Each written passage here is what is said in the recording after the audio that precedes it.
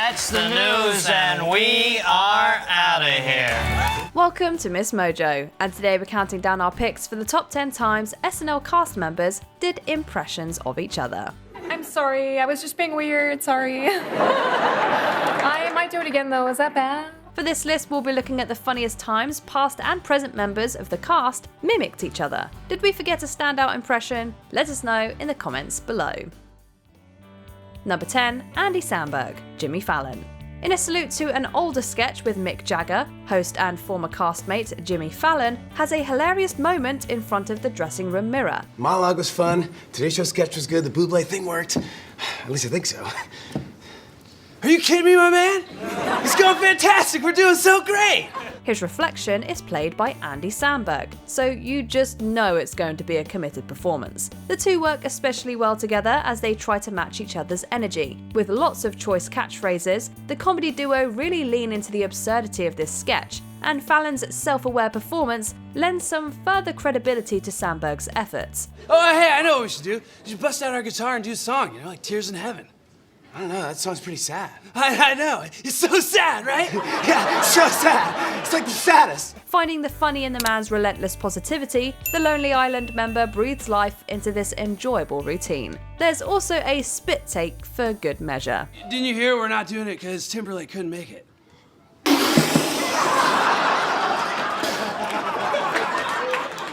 No! Why? Number 9, David Spade, Norm Macdonald. David! Hello, it's me, Norm. How are you? Have you ever texted with Norm? It's No, I haven't, no. Times 1,000. On an episode of Conan O'Brien's podcast, guest David Spade paid tribute to the indomitable spirit of the legendary Norm Macdonald. Youthful purpose. Yes! Not purpose. I don't know!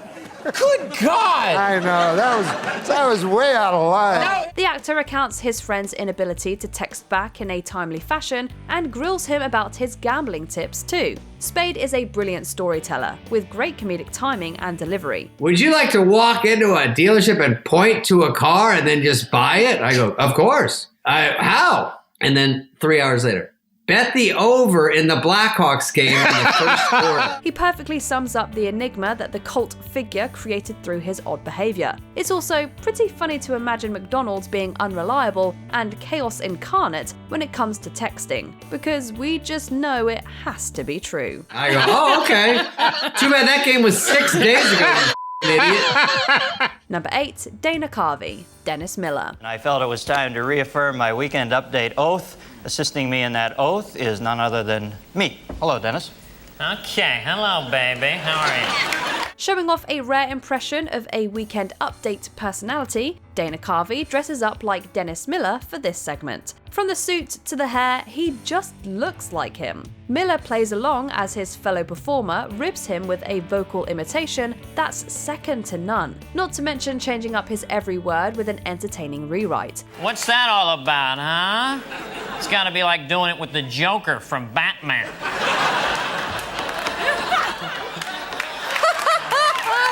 Carvey uses his sketch as another opportunity to remind viewers that he's one of the most gifted impressionists in SNL history. He finds the specific rhythm of the comedian with no trouble at all, and manages to nail down the essentials of his personality. And guess what, folks? That's the news, and we are out of here. Number 7, Fred Armisen, Bill Hader. While not exactly perfect, Fred Armisen's inspired take on Bill Hader feels like it captures the essence of the comedian. He shows off his observation to Conan O'Brien in what is more of a revenge bit for Bill's impression of him. The result is a caricature that's always talking about well-known bands as though discovering them for the first time. Just to get him back, You want to get him back now? Yes. So Bill, whenever he talks, his kind of teeth are out here, and his hands are kind of like this. With a few surprises, the performer's use of his hands might be the most underrated part of this segment, but the approximation of his voice is equally funny. He'll just go like, I've been listening to Yes. Yes is like Fragile. It's a pretty cool album. I really like it. So he's over here. Perhaps the best part, though, is that imitation of Hader's laugh. Armisen's zany energy propels this impression to the finish line in a loving interpretation of his friend. And then he likes to end things with a laugh. like a little, just like a little, you know, accent at the end of it. Yes. So that's my bill. Number 6, Jimmy Fallon, Adam Sandler. Let's get to some arts and crafts. I put the macaroni in the pipe cleaner, and that's nice. And by today, it was like, stop hitting your sister, shut up! One of his finest impressions, the former cast member and Tonight Show host ends up nailing down the many faces of Adam Sandler. This is the kind of stuff we're sure landed Fallon his job on SNL in the first place. He's performed this routine several times throughout his career, but it especially came in handy during his Saturday Night Live audition. I should say, why don't you go to the store with your mother? And I would say, why don't you shut up?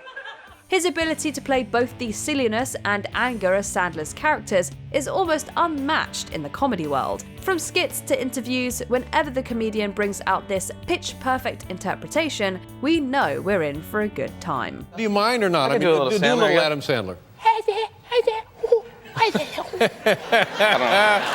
Pretty good.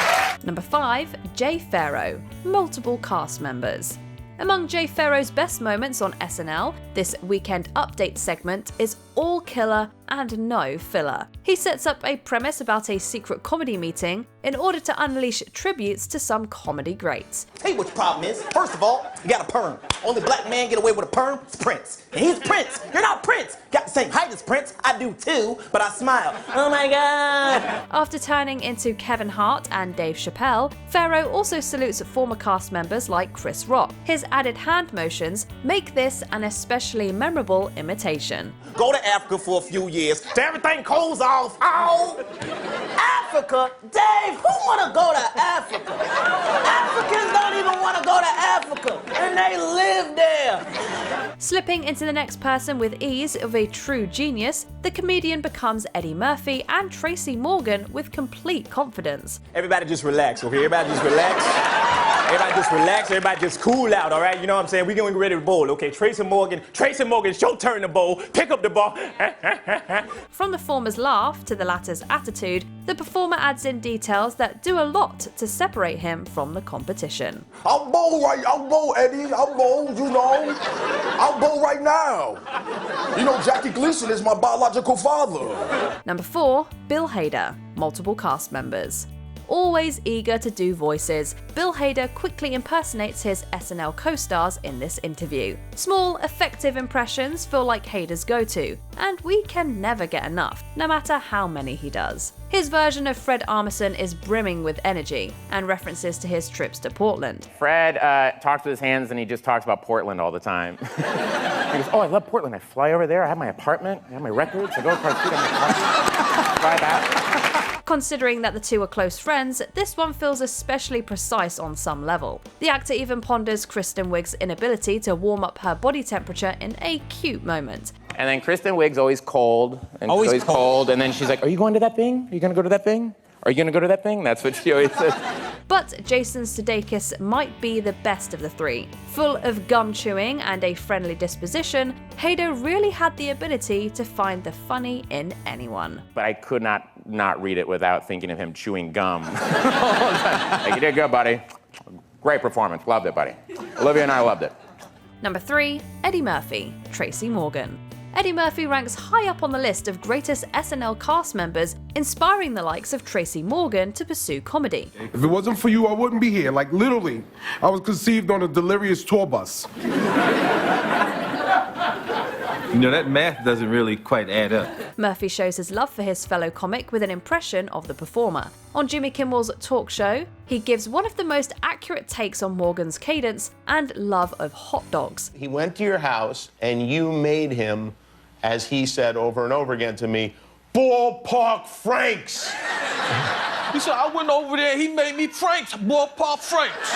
Kimmel himself pauses to recognize the greatness before him. Fans of the guest's days on SNL will remember his formidable impressions of various celebrities, but this particular one ticks every box, standing out among so many other versions of the 30 Rock star's voice. That's why I'ma always be cool with Eddie, because he may be them Franks. And when I was young, they used to call me Fat Murphy. Number 2, Melissa Villaseñor, Kristen Wiig. We've also got funny lady Kristen Wiig. Hey. Hey, Mr. Hostman. Why did I say that? If you didn't think Kristen Wiig could be impersonated, well, think again. On Late Nights with Seth Meyers, Melissa Villaseñor becomes the SNL All-Star in a transformative performance full of wondrous nuances. It's so accurate, even Myers is taken back. Oh, I do Kristen Wiig. Whoa! Whoa! I love to play Kristen, and I'm just the best. With an emphasis on certain pauses, Villaseñor could easily be a stand-in for any kind of appearance or vocal dubbing for Wiig. She has her laugh down pat, the cadence of her voice, and even her speech patterns. It's even more impressive since this isn't an obvious choice for imitation. She's just in the plane like, I changed my mind. I'm scared. I don't want to go. Because then I'll get stuck on a cloud and I'll have to become an angel. Before we continue, be sure to subscribe to our channel and ring the bell to get notified about our latest videos. You have the option to be notified for occasional videos or all of them. If you're on your phone, make sure you go into your settings and switch on notifications. Number 1, Chloe Fineman, multiple cast members. Since her start on SNL, Chloe Fineman has proven herself a versatile performer with serious skill. Okay, so, hey guys, how are you? Well, gorgeous all around.